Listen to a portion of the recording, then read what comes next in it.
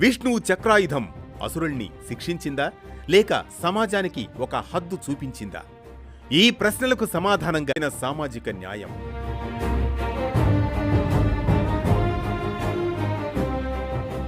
దేవతలు అసురులు కలిసి అమృతం కోసం తపించిన కాలం క్షీరసాగర మథనం జరిగిన కృతయుగం. అలా క్షీరసాగర మథనం జరుగుతున్న వేళ మందర పర్వతాన్ని వాసుకి తాడుగా మథనం ప్రారంభమైంది. అది లోకానికి ఒక పరీక్షా సమయం. విషం వచ్చింది. శివుడు ఆ విషాన్ని గరళంలో దాచుకున్నాడు. లక్ష్మీదేవి ఆవిర్భవించింది. విష్ణువు వక్షస్థలాన్ని అలంకరించింది. చివరకు అమృతం వెలసింది.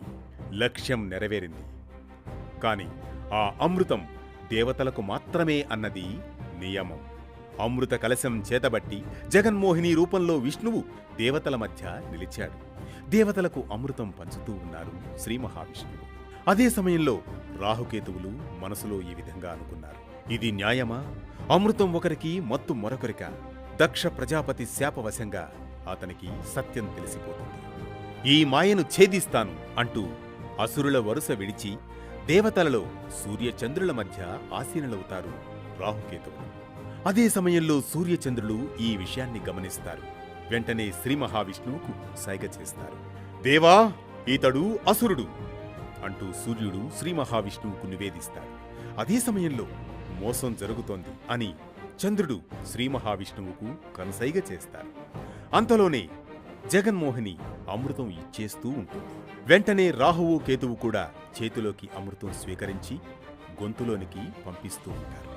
అదే సమయంలో జగన్మోహిని రూపంలోని శ్రీ మహావిష్ణువు తేరుకుంటారు. అమృతం వారిరువురి కంఠాల్లోకి చేరుతోంది. విధి అప్పటికే తన నిర్ణయం తీసుకుంటుంది. అమృత బిందువులు వారి కంఠాల్లో పడిన మరుక్షణమే శ్రీ మహావిష్ణువు వెంటనే తన చక్రాయుధాన్ని ప్రయోగించి శిరచ్ఛేదనం చేస్తారు. కాని అప్పటికే రాహువు అమృతాన్ని స్వీకరించడం వల్ల అతని శిరస్సు సజీవమైపోతుంది. ఇక కేతువుకు శరీర భాగం సజీవమవుతుంది. వాళ్లు చావలేదు. ఆనాటి నుండి యుగాలు మారిన గ్రహాలుగా మారిపోయారు శాశ్వతంగా. దీంతో రాహుకేతువులు ఆక్రోశంతో వేదనతో ప్రతిన పూనుతారు. సూర్యచంద్రులపై పగపడతారు. మేం దేవతల వరుసలో కూర్చున్న విషయాన్ని బట్టబయలు చేసిన మిమ్మలను ఎన్నటికీ వదలం, మీరు ఎన్నటికీ మాకు శత్రువులే అని సూర్యచంద్రులను హెచ్చరిస్తారు. వెంటనే శ్రీ మహావిష్ణువుతో సంభాషిస్తారు. మహాత్మా, అకారణంగా మమ్మలను ఖండించారు. మీ కరముల నుంచే కదా అమృతం స్వీకరించాము. మాకు ఈ శిరచ్ఛేదనం న్యాయమా? రాహుకేతువులారా, జరిగిన దాన్ని తలచి విధిని నిందించడం ధర్మం కాదు. ఇది విధి విధానం. దేవా, మమ్మల్ని సూచించిన వారు సూర్యచంద్రులే. వారి మాటల వల్లే మీ చక్రం మా మీద పడింది. కనుక వారిద్దరినీ మింగే అధికారం మాకు ప్రసాదించండి అని కోరుకుంటారు. రాహుకేతువులారా, అది ఎన్నటికీ సాధ్యమయ్యే పని కాదు. మీరు వారిని సంపూర్ణంగా మింగినట్లయితే లోకాలు సంక్షోభంలో పడిపోతాయి. అందుకే వినండి. ఏడాదిలో ఓ అమావాస్య నాడు మాత్రమే సూర్యుణ్ణి, ఒక పౌర్ణమి నాడు మాత్రమే చంద్రుణ్ణి కాసేపు మాత్రమే మింగేందుకు మీకు అనుమతి ఉంటుంది. ఆపై వెంటనే సూర్యచంద్రుల్ని విడిచిపెట్టాలి. ఇదే నా తీర్పు.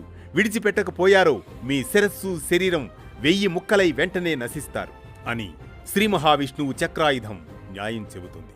సమాజానికి ఒక హద్దును చూపిస్తుంది. విధి గ్రహాలుగా స్థిరపడ్డాయి. అవే రాహుకేతువుల స్పర్శతో ఏడాదిలో ఒక్కో రోజున కొద్దిసేపు మాత్రం సాగే సూర్య చంద్ర గ్రహణాలు. కాని సూర్యుడికి మరణం లేదు, చంద్రుడు అంతరించడు. ఇవి కేవలం మన కళ్లకు కొద్దిసేపు కనబడే దృశ్య కావ్యం అంతే. అది శాపం కాదు, ప్రకృతి నడకలో సమన్యాయం. పురాణం భయాన్ని సృష్టించలేదు, భయానికి కారణాన్ని మాత్రమే చూపింది. ఇది చక్రాయుధంతో రాహుకేతు శిరచ్ఛేదనం పురాణం చెప్పిన సామాజిక న్యాయం. ఈ కథనం మనకిచ్చే సామాజిక సందేశం ఒక్కటే. గ్రహణం అంటే అంధకారం కాదని, అది వెలుతురిని మరింత విలువైనదిగా చేసే క్షణమని. జీవితంలో కూడా అంతే. సమస్యలు వచ్చినప్పుడు అంతా అయిపోయింది అనుకోకూడదు.